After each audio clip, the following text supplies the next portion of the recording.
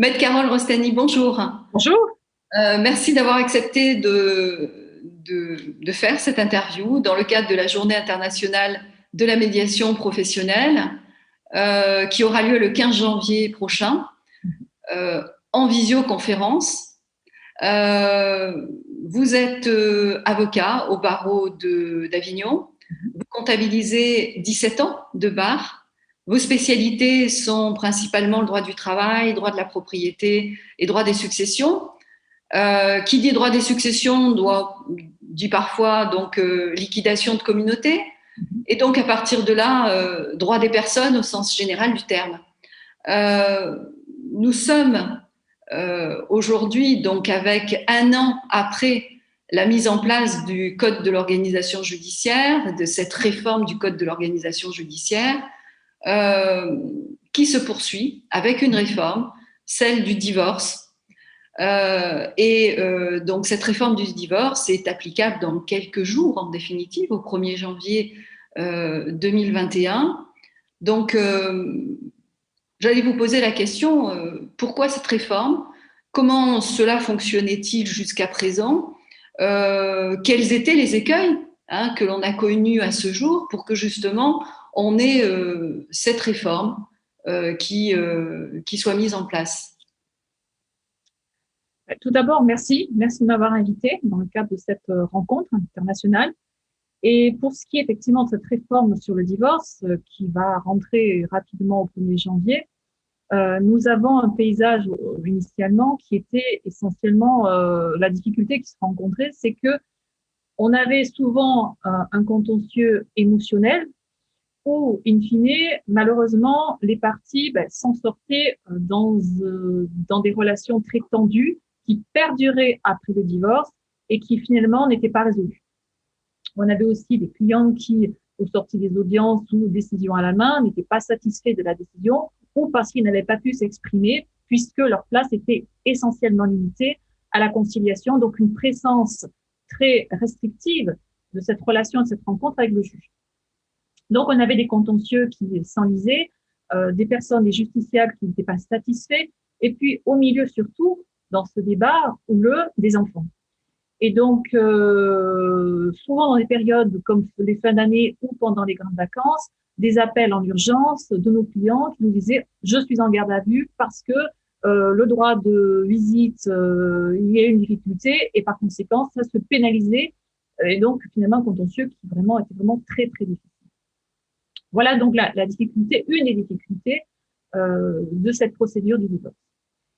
Et donc, on a été amené à réfléchir sur cette situation et, in fine, mettre en œuvre une procédure peut-être plus proche du justiciable et aussi peut-être humaniser cette procédure. Je m'explique. Nous avons effectivement, dans le cadre de la réforme qui va rentrer en vigueur, déjà, il y a une partie qui a été supprimée, notamment la conciliation, donc plus de rencontre du tout avec le juge. Et donc, il y a eu deux grands plans au niveau de cette réforme. D'une part, on va passer à une acceptation du principe du divorce par acte d'avocat, donc ce qui veut dire rencontre d'avocats, mise en place d'une structure avec la médiation qui permettra effectivement de purger tout ce qui est contentieux. En même temps, sur la procédure proprement dite du divorce, qui restera plus ou moins contentieux, je vais garder ce terme malgré tout, on aura la possibilité de pouvoir recourir au médiateur. Alors, c'est plus vraiment une possibilité puisque la réforme du Code de procédure civile l'a introduit de façon, on va dire, légale, pour permettre justement, et même des fois, les actes sont susceptibles d'irrecevabilité. La procédure sera susceptible d'être sanctionnée pour l'irrecevabilité si on n'a pas recours à la médiation. Mais c'est vraiment une humanisation de la procédure. Et vous savez, il y a Léonard de Vinci qui dit « ne pas prévoir, c'est déjà gémir ». J'aime beaucoup cette expression, presque cette devise, puisqu'en définitive, il faut permettre aux justiciables de prévoir la fin, ou en tout cas la fin de cette relation humaine et de ce divorce, de le construire, de le responsabiliser aussi. Et le médiateur offre le visage de celui qui va être à l'écoute, il va conseiller, il a cette formation que nous n'avons pas, nous, avocats, mais en même temps, il va être accompagné par ses avocats et cette construction à trois, tripartite, qui va permettre d'édifier le divorce et non pas de le vivre de façon passive. Voilà.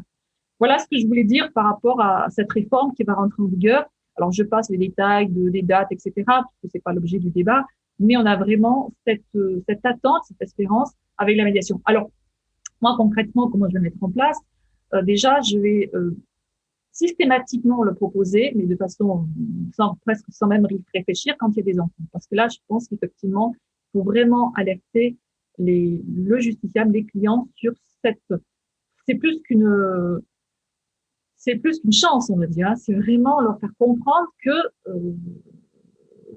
ça va au-delà.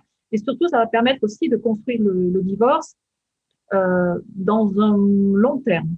Et je pèse Donc, mes mots. ce que vous dites, en définitive, c'est surtout que c'est une opportunité.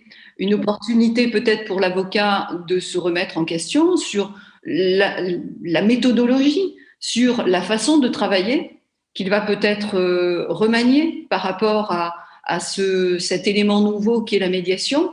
Une opportunité aussi peut-être pour le justiciable, parce que pour lui, c'est une possibilité justement de pouvoir mieux réfléchir sur cette situation et peut-être ne plus vivre et ne plus subir des décisions de juge par rapport à leur vie qui sont, c'est leur vie privée quand même. Hein. La gestion de leurs enfants, la gestion de leur quotidien, c'est quand même des choses qui sont particulièrement de l'intimité de chacun. Et donc, opportunité pour ce justiciable, non plus de se voir imposer une décision, au risque qu'elle soit défavorable hein, pour ceci, mais opportunité pour lui de décider de ce qui est bien pour eux, pour leur couple qui se sépare, et peut-être une opportunité de décider aussi de ce qui est bien pour leurs enfants, Tout par à eux. fait. Tout à fait. Et Donc, pardon. à partir de là, va pouvoir les accompagner également dans cette voie. Tout à fait. Et l'une des dernières médiations à laquelle j'ai participé, c'était pendant les vacances, hein, donc le 21 pour être précise. Et donc, je me suis présentée avec ma cliente. Monsieur était seul. Mais ça a été justement, j'ai pu toucher encore du doigt le fait d'interpeller de façon humaine, voilà, au-delà du cadre juridique, mais d'expliquer, y compris à ma cliente devant la médiatrice. Ma cliente refusait catégoriquement de voir monsieur. On peut le comprendre, on n'est pas là pour expliquer le pourquoi du comment. Mais en même temps, de dire, voilà, nous avons une situation avec des enfants au milieu, mais il est bien aussi d'aller au-delà de ce contentieux, qu'on entend, qu'on respecte, de faire comprendre aussi que votre attitude va aussi impacter ou aider à construire votre enfant dans une situation qui sera identique, soit dans sa vie professionnelle aussi, dans sa vie privée, bien évidemment, mais professionnelle, parce qu'on ne réalise pas des fois l'impact que l'on a dans des décisions privées sur la vie professionnelle. Justement, d'où ma spécialité, justement, en droit du travail et la famille aussi que je fais, bien sûr. Et ça permet de resituer les gens dans leur histoire privée, mais aussi professionnelle. Et c'est vrai que le médiateur qui a cette formation, qui a vraiment cette aura, mais aussi cette formation, permet d'être entendu. Parce que nous serons toujours l'avocat de quelqu'un, de l'un des deux, et forcément, nous n'aurons pas l'écoute de l'autre, bien évidemment, qui sera toujours voilà, sur ses gardes. Et là encore, c'est légitime.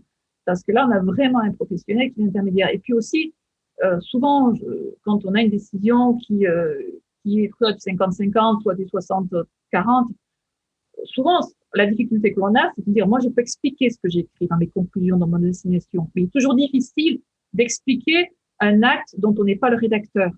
Et là, on a, grâce justement à la médiation, cette construction ensemble. On n'a plus l'impression d'être passif. J'insiste là-dessus, mais dans notre procédure, on dit, vous êtes actif, c'est une chance.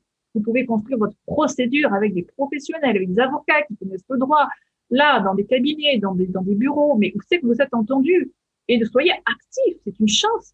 Et en matière successorale, justement, qui dure des années, et combien tragique, puisque c'est souvent émotionnel, hein, tout ce qui est émotionnel, le pénal, les successions, la famille, c'est quand c'est très lourd.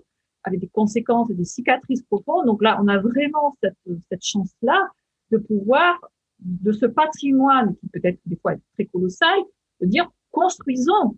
Et ben, la voie de la médiation, c'est de dire bon, purgeons ce qu'il y a à purger parce qu'il faut que ça sorte quand même. Et voilà, faisons, pratiquons le droit et avec ce regard de la médiation. Oui, c'est-à-dire que même quand vous avez présenté donc la situation, je dirais avant la réforme, vous avez indiqué surtout que on ne prenait pas en considération trop souvent cette dynamique émotionnelle de la relation. Et là, dans le cadre de la médiation, c'est l'opportunité justement de prendre en considération cette dynamique émotionnelle qui doit être, pour reprendre vos mots, purgée avant d'aborder toute la partie juridique et toute la partie technique. Parce que quand on a purgé l'émotionnel, tout suit. Exactement. Et c'est rien.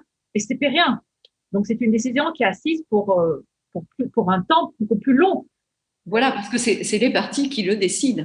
Exactement. Combien de fois on a des divorces qui sont prononcés et des procédures après divorce, tu sais que ça revient. Or, les cas, bien sûr, c'est qu'il y a une modification géographique, etc., professionnelle qui justifierait que. Mais souvent, malheureusement, on a cette situation qui revient devant le juge parce que tout n'a pas été dit. Donc, votre conseil, au niveau des justiciables, ça serait de dire peut-être n'ayez pas peur de cette réforme, mais bien au contraire, c'est une opportunité. Ou vous auriez peut-être d'autres conseils à donner à tout justiciable. Tout à fait. C'est plus qu'une opportunité, c'est vraiment. Bon, déjà, c'est un visage de la justice qui est à nouveau, qui est humaine. Voilà. Déjà, ça, c'est quand même quelque chose de très bon, très positif dans cette appréhension-là de la procédure, de la réforme. Et vraiment, on replace le justiciable au cœur de la justice. Alors que justement, par ailleurs, on disait, mais finalement, on a des procédures qui s'accélèrent, le temps s'accélère dans la procédure. Nous, on le voit parce qu'on est professionnels du droit et on voit que le temps s'accélère au détriment de la qualité de la justice. Mais en même temps, ce qui contrebalance cette évolution-là, il y a la médiation qui est instaurée et qui permet à nouveau d'humaniser la justice. Et là, on place le justiciable au cœur. Il est actif, il a sa part, et donc il faut qu'il s'en saisisse. Voilà, avoir les choses positives et dire bon, ça, ok, c'est pour moi, je le prends et on avance et on construit. Voilà, donc c'est vraiment toute une éducation aussi à faire quelque part, mais c'est notre rôle aussi d'amener cette réforme, de la présenter de façon positive. C'est une chance, saisissez-la, il faut y aller. C'est peut-être aussi une opportunité pour l'avocat que vous êtes justement de ne pas rentrer dans ces passions, dans ces difficultés passionnelles, émotionnelles des clients peut-être, et justement d'avoir un peu plus de recul aussi. Tout à fait. Tout à fait. Et puis, il y a quelque chose aussi, une donnée dont on n'a pas parlé, c'est la notion de temps. Parce que souvent, dans une procédure, le temps nous échappe à mesure où on dépend d'un calendrier procédural qui ne nous appartient pas, qui appartient aux greffes, aux différents greffes, aux différentes juridictions. Et là, on a aussi cette maîtrise temporelle du dossier. Et c'est pas rien. C'est pas rien, puisqu'en définitive, on sait comment ce dossier-là doit avancer avec les différents impératifs qui vont se présenter au niveau d'un calendrier, voilà. Et ça, on peut l'incorporer dans cette procédure. Donc, il y a aussi cette dimension-là qu'il ne faut pas oublier, qui est aussi importante. Et ça, les professionnels du droit et les médiateurs aussi en ont parfaitement conscience. D'accord. Merci beaucoup, maître. Merci. Merci. À bientôt. Merci beaucoup. À bientôt.